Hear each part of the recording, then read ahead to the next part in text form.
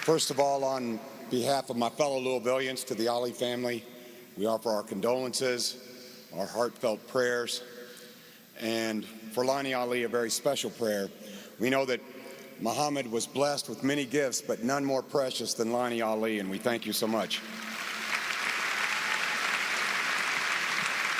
You know, I've got to tell you, Louisville, when I was in the procession today and I saw the tens of thousands of people and all the warmth and the love and the respect that was shown for Muhammad, I got to tell you, my heart swelled with pride. I know he was watching from above, and I know he absolutely loved it. But I don't think he'd be surprised. I think Muhammad would say, Louisville, Kentucky, the greatest city of all times. I'm feeling good. Man, I'll tell you what, how can we lose with the stuff we use? I'm feeling so good, I think I'm gonna make a comeback and change my name back to Walnut Street. That's how good I feel. You know, for me, I always felt connected to Muhammad even before I'd met him. You know, maybe it was the fact that I was a Louisville boy. Maybe it's the fact that I love the Louisville Cardinals, like Muhammad. You know, but as our relationship evolved, I found that a lot of people felt this personal connection with Muhammad. And that's part of the Ali magic. You know, initially, for a lot of men my age, and certainly myself, it was the athlete that I was attracted to. I mean, that kind of size, that kind of speed, that agility, that grace, not only made him the heavyweight champion of the world 3 times, but it made him Sports Illustrated Sportsman of the Century, the AP Athlete of the Century. Certainly it made him the athlete, a once-in-a-lifetime athlete. But I would argue that the combination of compassion, kindness, love, and the ability to lift us up made him a once-in-a-lifetime person.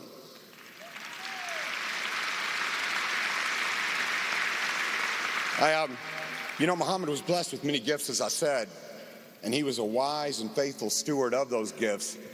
There's many stories about Muhammad, but there's a couple that really, to me, encapsulate what he was all about.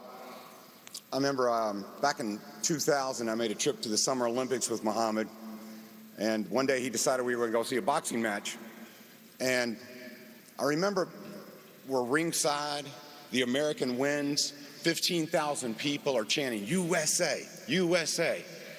And I thought, this is my Olympic moment. You know, I was filled with patriotic pride.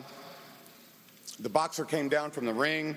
He took the obligatory picture with Muhammad, the fist-to-chin shot. Hundreds of photographers from around the world were taking pictures. You know, thousands of people cheering for Muhammad and this victorious fighter. And then Muhammad leaned down to me, whispered in my ear, said, I want to see the loser. I said, excuse me? I want to see the loser. So I motioned over to an Olympic official and I said, you know, Muhammad wants to see the loser. Can we go to the losing locker room? And we get to the losing locker room, and there's not tens of thousands of people. There's not any photographers. There's just a kid in the corner on a stool. He's got a towel around his neck. He's got a bloody mouse under his eye. This has got to be the lowest point of his athletic career at the very least. Felt like he let down his country. He's defeated. And the vibe in that room was literally the lowest of low. But then when Muhammad walks in, this kid recognizes him instantly. And in broken English, he says, Muhammad Ali. And Muhammad started dancing. He says, show me what you got, man. Show me what. And Muhammad starts throwing out jabs, and this kid starts ducking and smiling. Muhammad grabs him in a bear hug. And he said, I saw what you did out there, man. You look good, man. You're moving good. You can be a champion, man. He goes, don't give up. And I remember it warmed my heart how he took this kid from here to here in an instant. And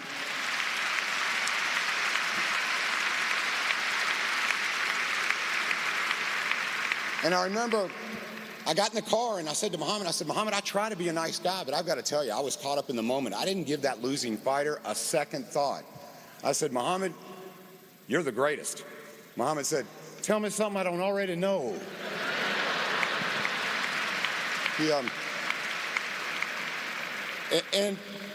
But what I don't want people to forget, no doubt, to me, he is the finest example of a human that I've ever seen, the finest example of a great human being that I've ever seen, of the kindness that a human possesses. That was Muhammad Ali. But don't forget about this, man.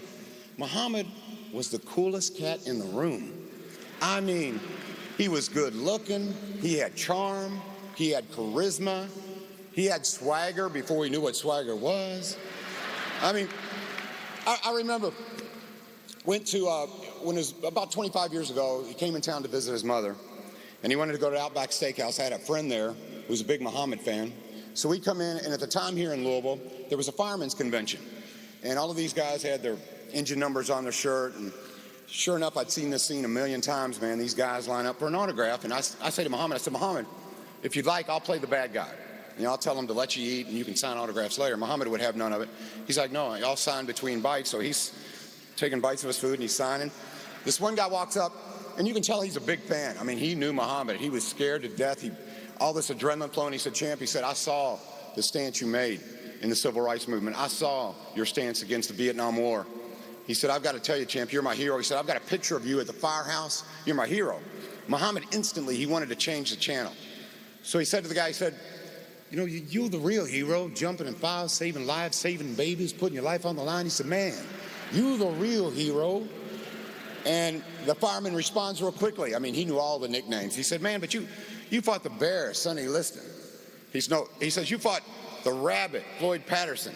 You fought Big George Foreman. You fought Smoking Joe Frazier. Muhammad interrupted him real quick, and he goes, yeah, but Joe wasn't really smoking.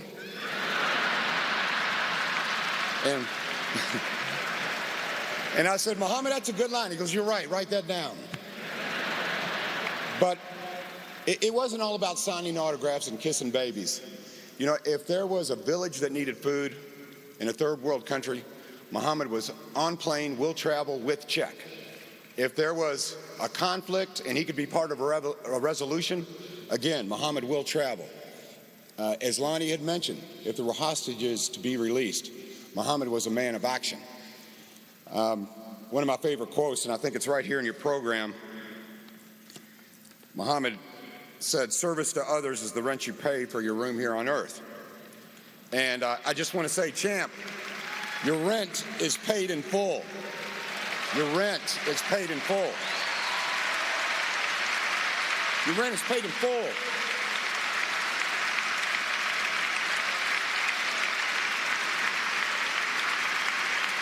You know, in fact, I think he's paid it forward because he has taught us to love rather than to hate, to look for commonalities rather than differences. And so therefore, I think he's really paid it forward for all of us.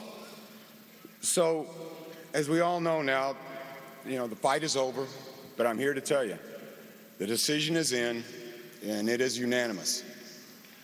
Because of Muhammad Ali, we all win. The world wins. Thank you so much, Muhammad.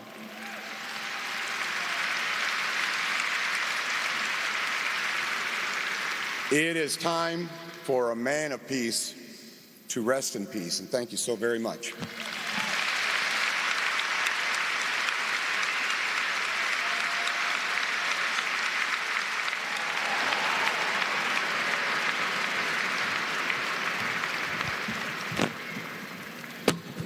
Thank you, ladies and gentlemen. We're at the halfway point.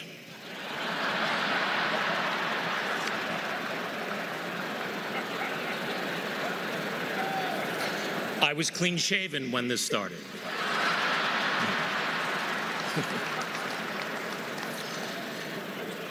Dear Lonnie, family, friends, Mr. President, members of the clergy, all of these amazing people here in Louisville. Today, this outpouring of love and respect proves that 35 years after he stopped fighting, he is still the champion of the world.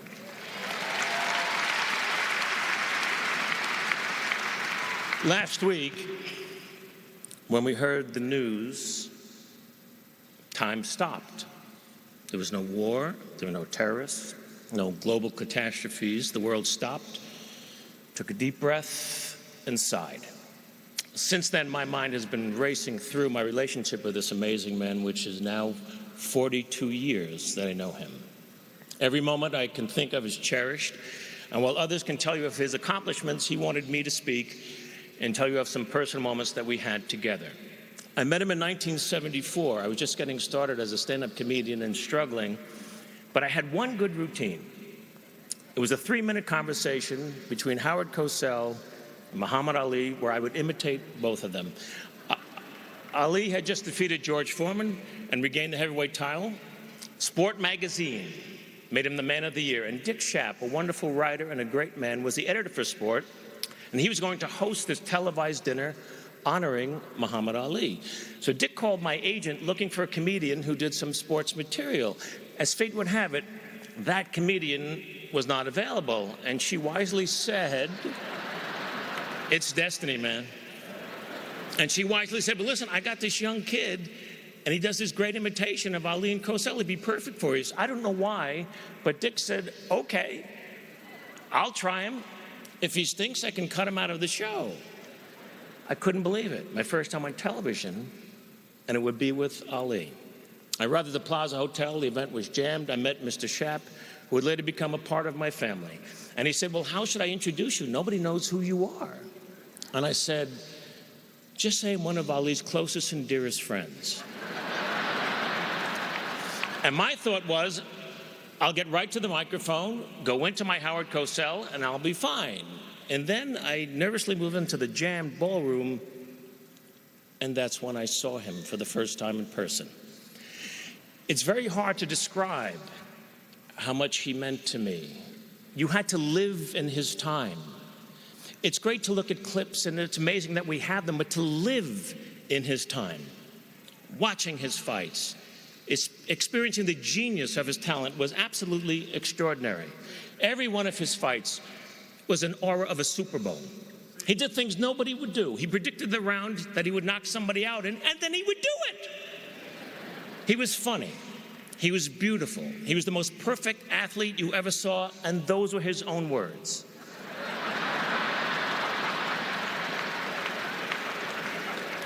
But he was so much more than a fighter as time went on. With Bobby Kennedy gone, Martin Luther King gone, Malcolm X gone. Who was there to relate to when Vietnam exploded in our face? There were millions of young men my age, eligible for the draft to a war that we didn't believe in, all of us huddled on the conveyor belt that was rapidly feeding the war machine. But it was Ali who stood up for us by standing up for himself. And after he was stripped of the title, and the right to fight anywhere in the world, he gave speeches at colleges and on television that totally reached me. He seemed as comfortable talking to kings and queens as the lost and unrequited.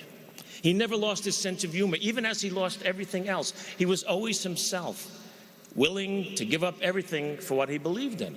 And his passionate rhetoric about the life and plight of black people in our country resonated strongly in my house.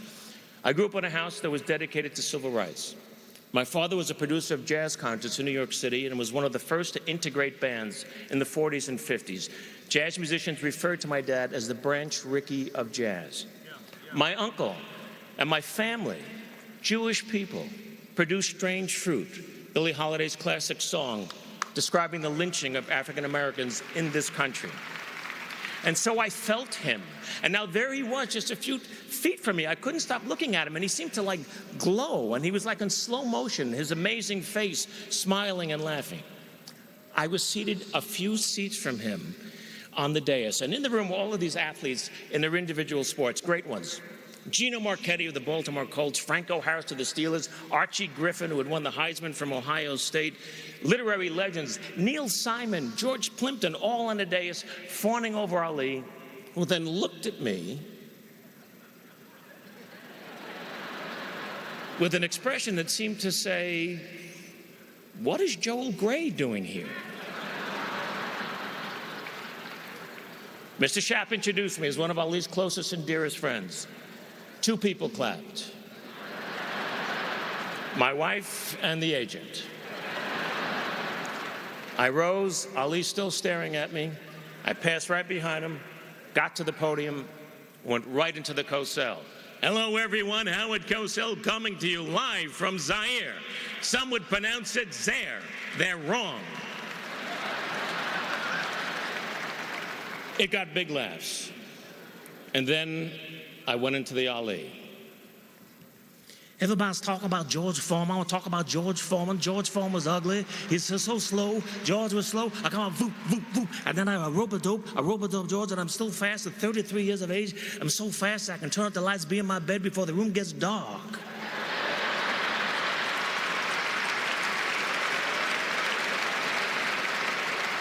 Howard, I'm announcing tonight that I got new religious beliefs. From now on, I want to be known as Izzy Yiskowitz. I am now an Orthodox Jew. Izzy Yiskowitz, I am the greatest of all time. The audience exploded. See, no one had ever done him before. And here he was, a white kid from Long Island, imitating the greatest of all time, and he was loving it. And when I was done, he gave me this big bear hug, and he whispered in my ear, "You're my little brother." Which is what he always called me until the last time that I saw him. We were always there for each other. If he needed me for something, I was there. He came to anything I asked him to do. Most memorable, he was an honorary chairman for a dinner and a very important event where I was being honored by the Hebrew University in Jerusalem. He did all of this promotion for it. He came to the dinner. He sat with my family for the entire evening. He took photographs with everybody. The most famous Muslim man in the world honoring his Jewish friend. And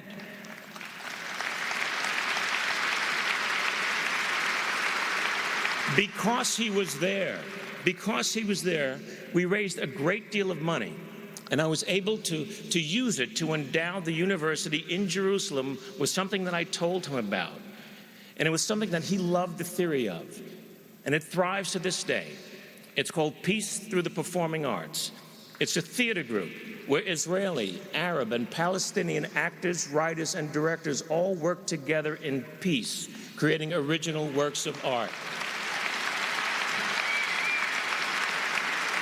And that doesn't happen without him. I had so many funny, unusual moments with him. I sat next to him at Howard Cosell's funeral, a very somber day to be sure. Closed casket was on the stage. Muhammad and I were sitting somewhere over there next to each other. And he quietly whispered to me, "Little brother, do you think he's wearing his hairpiece?"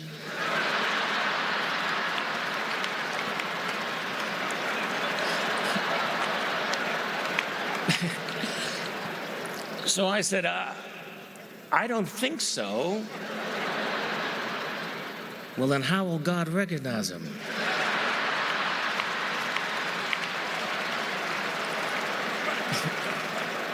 So I said, "Champ, once he opens his mouth, God will know." So we started laughing.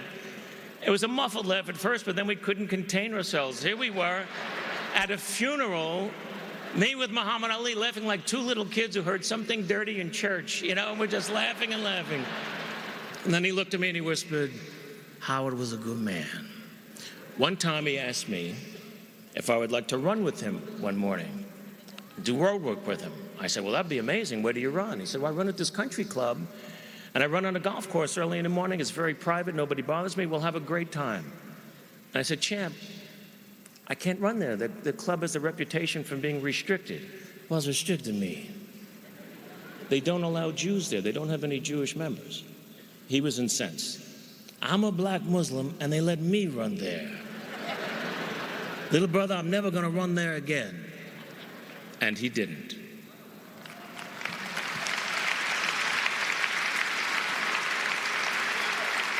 My favorite memory perhaps was 1979. He had just retired, and there was a retirement party at the Forum, Los Angeles, for Muhammad and 20,000 of his closest friends in Los Angeles. I performed a piece that I had created. The imitation had grown into a life story. It's called 15 Rounds. And I play him from the age of 18 until he's 36, ready for the rematch with Leon Spinks. I posted it on the internet last week, footage that nobody had ever seen before of me portraying Ali, doing his life for him all those years ago in 1979. There were 20,000 people there, but I was doing it only for him. It's one of my favorite performances that I've ever done in my life. I sort of got lost in him. I didn't even know where I was at the end of the performance. And suddenly I'm backstage with another heavyweight champion, Richard Pryor. And Pryor is holding on to me, crying. And then I see Ali coming. And he's got a full head of steam, and he's looking only at me, and he nudged Mr. Pryor aside. And he whispered in my ear with a big bear hug, "Little brother, you made my life better than it was." But didn't he make all of our lives a little bit better than they were?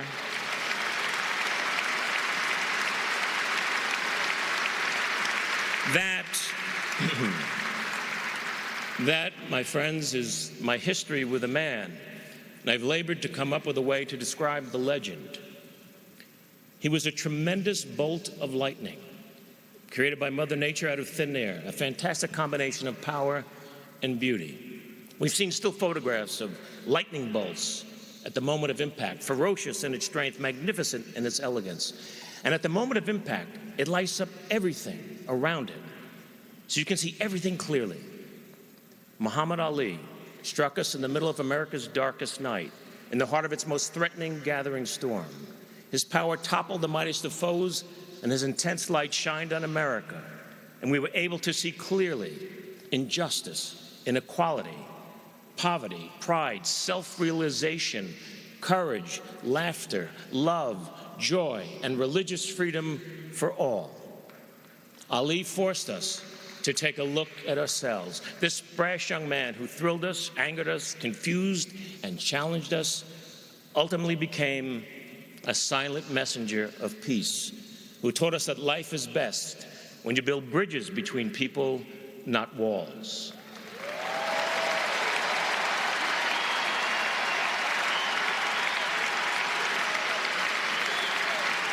My friends,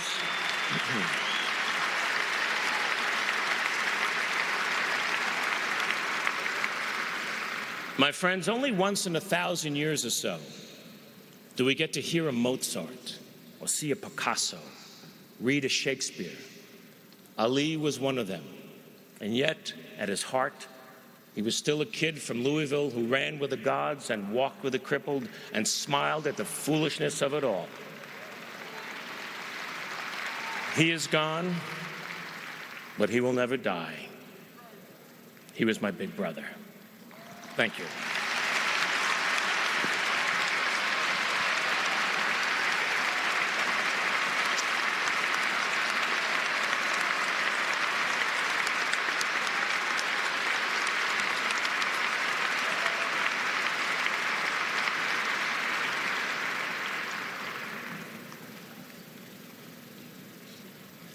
Ladies and gentlemen, Bryant Gumbel.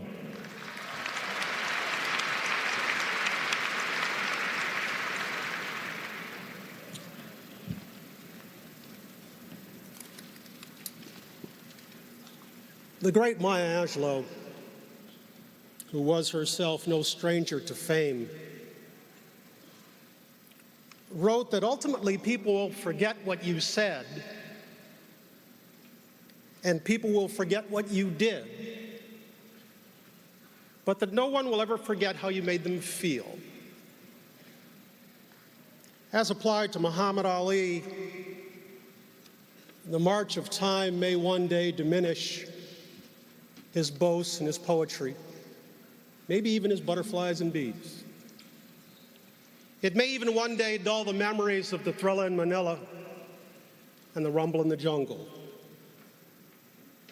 But I doubt any of us will ever forget how Muhammad Ali made us feel. And I'm not talking about how proud he made you feel with his exploits, or how special he made you feel when you were privileged enough to be in his company. I'm talking about how he gripped our hearts and our souls and our conscience and made our fights his fights for decades. People like me, who were once young, semi-gifted, and black, will never forget what he freed within us. Some of us, like him, took pride in being black, bold, and brash.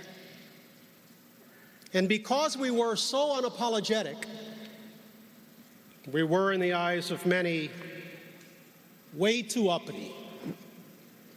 We were way too arrogant. Yet we reveled in being like him.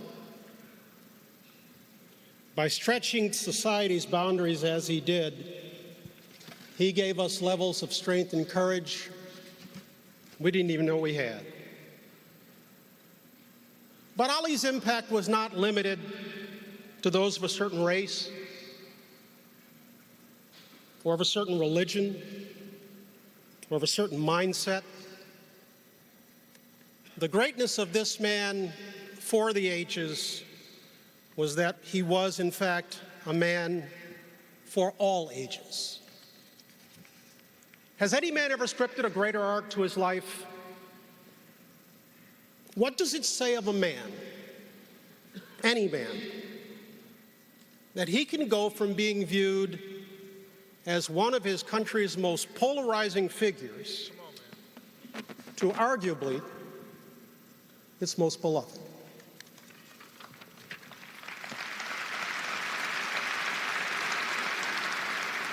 And to do so without changing his nature or for a second compromising his principles.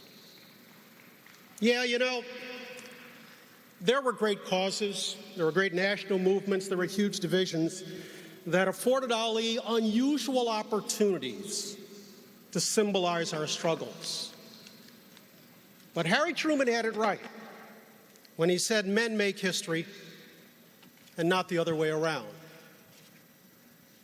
Or as Lauryn Hill so nicely put it, consequence is no coincidence. Befitting his stature as the GOAT, Muhammad Ali never shied away from a fight. He fought not just the biggest and baddest men of his day inside the ropes, but outside the ring he also went toe-to-toe with an array of critics, a seemingly endless succession of societal norms, the architects of a vile, immoral war, the U.S. government. He even fought, ultimately to his detriment, the limitations of Father Time. Strictly speaking, fighting is what he did. But he broadened that definition by sharing his struggles with us and by viewing our struggles as his. And so it was that at various times he accepted and led battles on behalf of his race, in support of his generation, in defense of his religious beliefs, and ultimately, in spite of his disease. I happen to have been overseas working in Norway this past week. My buddy Matt called, told me the champ had been taken to the hospital. At this time, it was really serious. Right away, I called Lonnie, who was, as always, a pillar of strength. And as we discussed the medical details, the doctor's views, and the ugly realities of mortality, Lonnie said, "Bryant, the world still needs him." And indeed it does.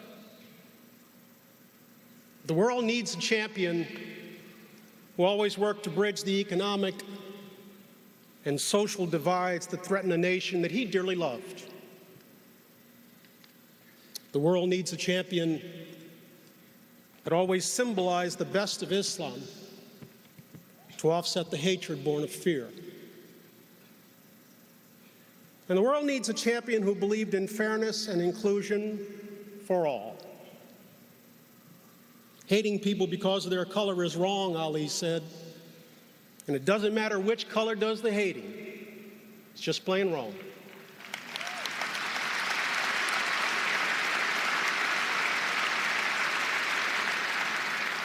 Yeah, we do need Muhammad Ali now. We need the strength and the hope, the compassion and the conviction that he always demonstrated. But this time, our beloved champion is down. And for once, he'll not get up. Not this time. Not ever again. Let me close with a quick personal story. 50 years ago, Muhammad Ali defeated George Chuvalo in Toronto, Canada.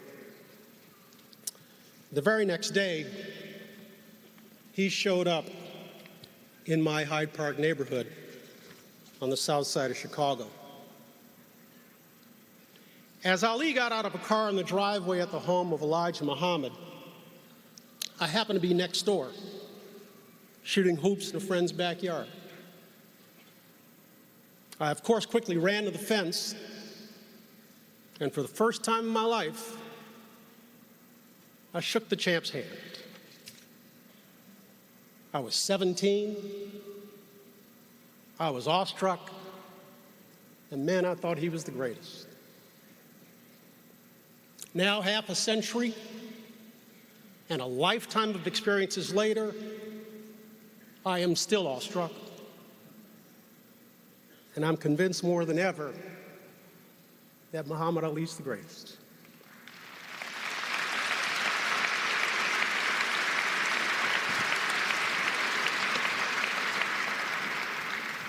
To be standing here by virtue of his and Lonnie's request, it's mind-numbing. The honor that Ali has done me today as he goes to his grave is one that I will take to mine. God bless you, champ.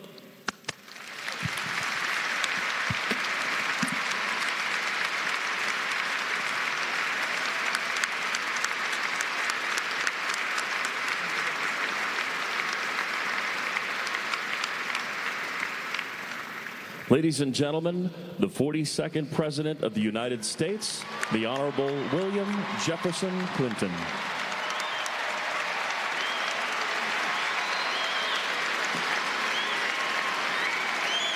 Thank you.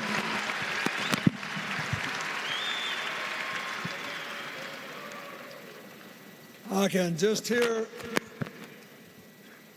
Muhammad saying now,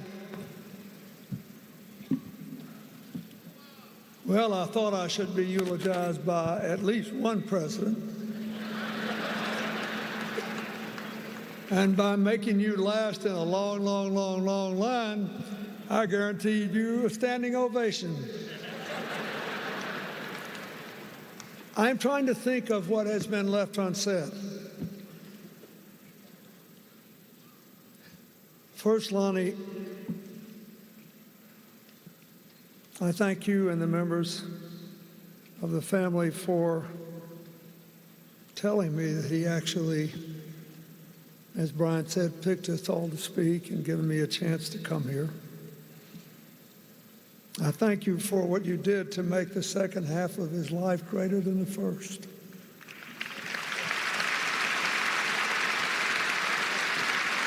I thank you for the Muhammad Ali Center and what it has come to represent to so many people.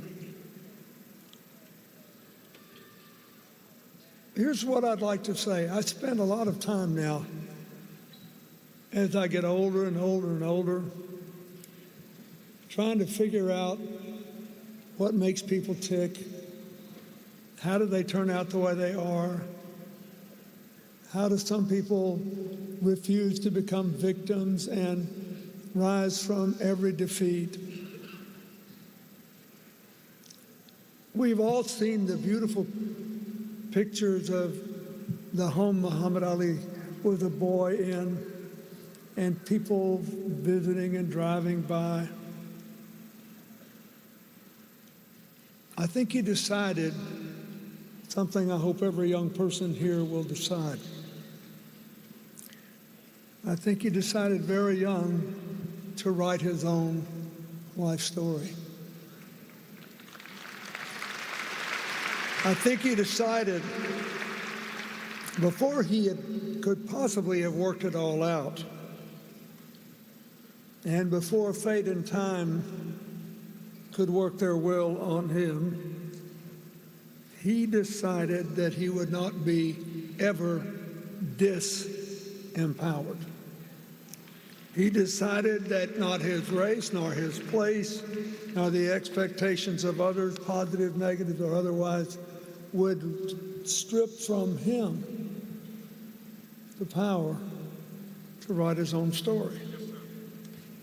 He decided first to use these stunning gifts: his strength and speed in the ring, his wit and way with words in managing the public, and his mind and heart to figure out at a fairly young age who he was, what he believed, and how to live with the consequences of acting on what he believed. A lot of people make it to steps 1 and 2 and still just can't quite manage living with the consequences of what he believed. For the longest time, in spite of all the wonderful things that have been said here, I remember thinking when I was a kid, this guy is so smart. And he never got credit for being as smart as he was. And then, I don't think he ever got the credit for being, until later, as wise as he was. In the end, besides being a lot of fun to be around and basically a universal soldier for our common humanity, I will always think of Muhammad as a truly free man of faith. And being a man of faith, he realized he would never be in full control of his life. Something like Parkinson's could come along. But being free, he realized that life still was open to choices. It is the choices that Muhammad Ali made that have brought us all here today in honor and love. And the only other thing I'd like to say, I think we all need to really, really think about, is that the first part of his life was dominated by the triumph of his truly unique gifts.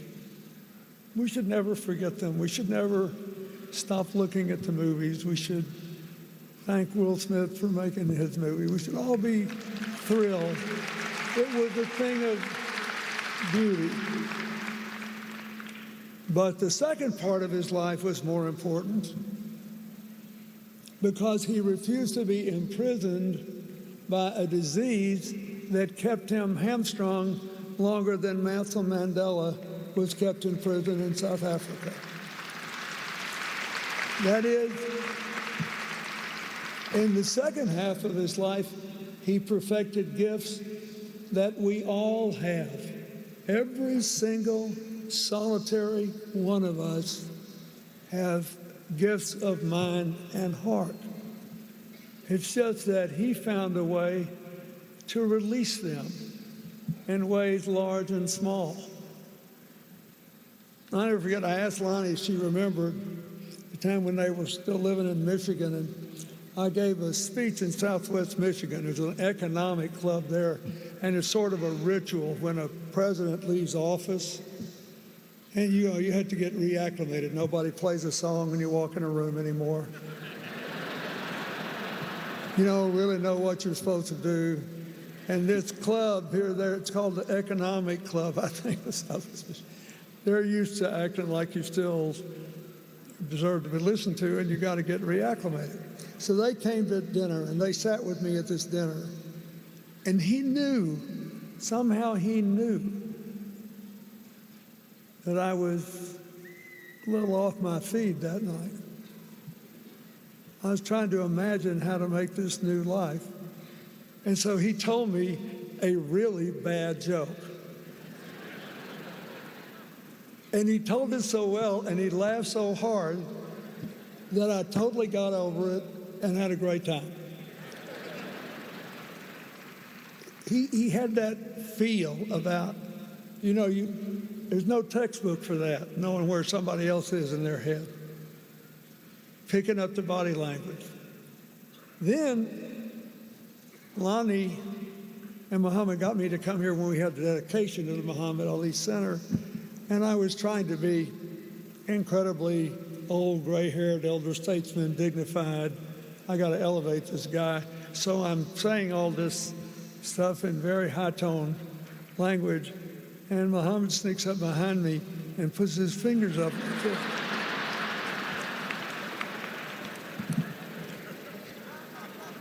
Finally, after all the years that we had been friends, my enduring image of him is like a little reel in 3 shots. The boxer I thrilled to as a boy,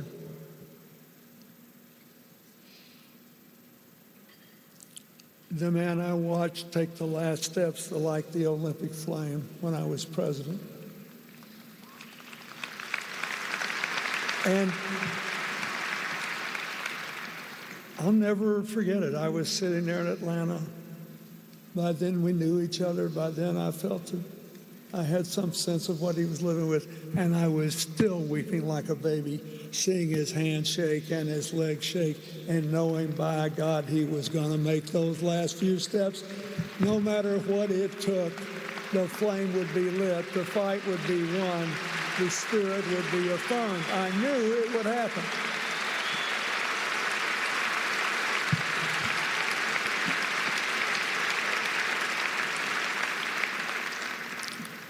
And then this,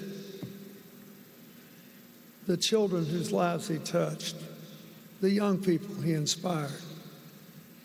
It's the most important thing of all. So I ask you to remember that. We all have an Ali story. It's the gifts we all have that should be most honored today, because he released them to the world, never wasting a day that the rest of us could see anyway, feeling sorry for himself that he had Parkinson's, knowing that more than 3 decades of his life would be circumscribed in ways that would be chilling to the naked eye. But with the free spirit, it made his life bigger, not smaller, because other people, all of us, unlettered, unschooled, in the unleashing said, well, would you look at that? Look at that. May not be able to run across a ring anymore, may not be able to dodge everybody and exhaust everybody anymore, and he's bigger than ever because he is a free man of faith, sharing the gifts we all have. We should honor him by letting our gifts go among the world as he did. God bless you, my friend. Go in peace.